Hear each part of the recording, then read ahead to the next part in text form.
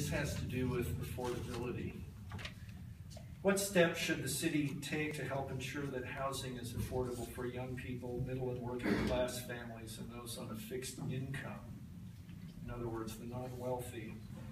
And this is important, a second part of that, when you answer that question, I would also like you to talk about what real-world results in other cities you can cite to demonstrate that those strategies will actually work.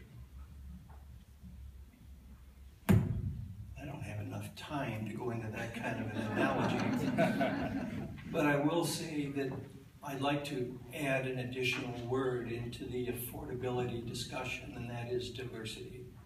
Our communities need diversity. That includes affordability. It also includes opportunities for people young, for people with families, and for our aging population, which I'm glad to be a representative member.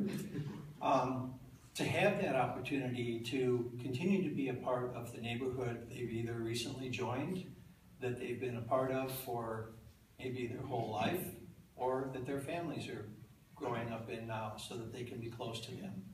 This is a very, very key piece, and I would like to shift the argument from the word affordability to diversity, and I would like to see the targets for what's considered affordable shifted substantially downward, because right now what I'm seeing are numbers that are right and down.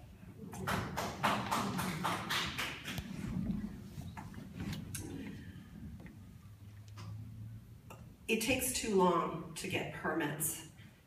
Builders, homeowners, when they're looking for a permit to build, they have to wait sometimes months. Interest accrues. That's part of the affordability problem. That doesn't mean you short circuit design, but we have to figure out what that balance is between getting community input and good design and just sitting waiting for a permit indefinitely. I'm hearing months and months and months.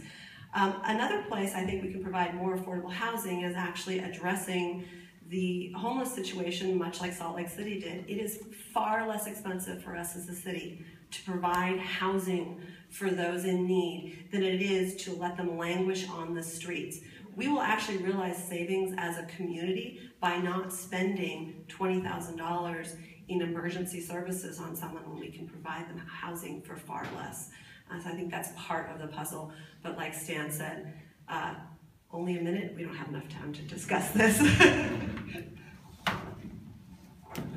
So I mentioned before the affordable housing linkage fee. By requiring every new development to set aside some of their units at some levels of affordability, that will be a big step forward. It's been tried throughout California, cities on the East Coast, and it's worked.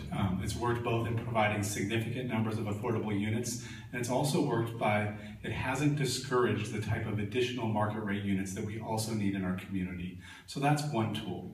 We need to look at tools around how we can stabilize people that are renting.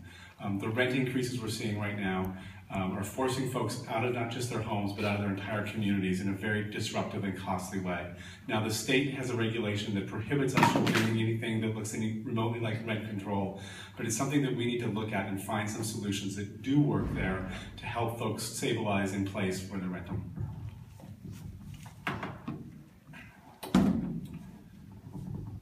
So there are 40,000 households that are 40% of the median income. And there are only 10,000 units available right now. So this problem isn't going to get better. It's only going to get worse unless we do something about it. I do agree that mandatory fees and linkage fees make a whole lot of sense. I'd like to look at it from another angle too. We're doing the $15 minimum wage. We'll see how that works. There's a study in Harvard study, ongoing study, that shows that good, reliable transportation is actually one of the most important factors in people getting out of poverty. Even more important than having a two-parent household. So those are some of the other ideas that we need to look at.